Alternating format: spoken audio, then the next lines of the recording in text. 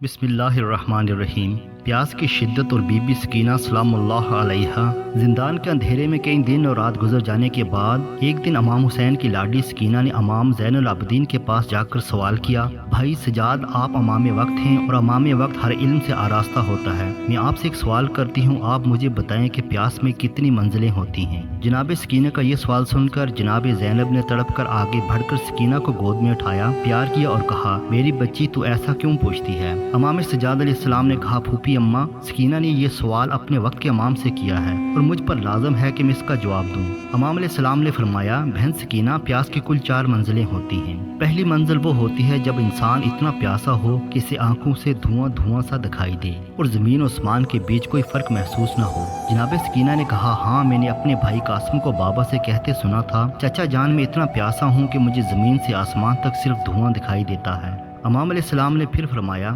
پیاس کی دوسری منزل وہ ہے جب کسی کی زبان سوکھ کر تالو سے چپک جائے۔ جناب سکینہ نے کہا، جب بھائی اکبر نے اپنی سوکھی زبان بابا کے دہن میں رکھ کر باہر نکال لی تھی اور کہا تھا، بابا آپ کی زبان تو میری زبان سے بھی زیادہ خشک ہے، تب شاید میرے بابا پیاس کی دوسری منزل پر تھے۔ امام علیہ السلام نے پھر فرمایا، پیاس کی تیسری منزل وہ ہے جب کسی مچھلی کو پانی سے باہر نکال کر ریت پر ڈالا جاتا ہے اور وہ مچھلی کچھ دیر تڑپنے کے بعد بالکل ساکت ہو کر اپنا منہ بار بار کھولتی ہے اور بند کرتی ہے۔ جناب سکینہ نے کہا، ہاں، جب بابا نے میرے بھائی علی اصغر کو کربلا کی جلتی ریت پر لٹا دیا تو اصغر بھی ویسے ہی تڑپنے کے بعد ساکت سا تھا اور اپنا منہ کھولتا اور بند کرتا تھا، شاید اس وقت میرا بھائی پیاس کی تیسری منزل پر تھا۔ امام علیہ السلام نے پھر فرمایا، پیاس کی چوتھی اور آخری منزل وہ ہے جب انسان کے جسم کی نمی بالکل ختم ہو جاتی ہے اور اس کا گوشت ہڈیوں کو چھوڑ دیتا ہے، پھر انسان کی موت ہو جاتی ہے۔ اتنا سن کر جناب سکینہ نے اپنے ہاتھوں کو امام کے آگے کیا اور کہا، بھائی سجاد، میں شاید پیاس کی آخری منزل میں ہوں،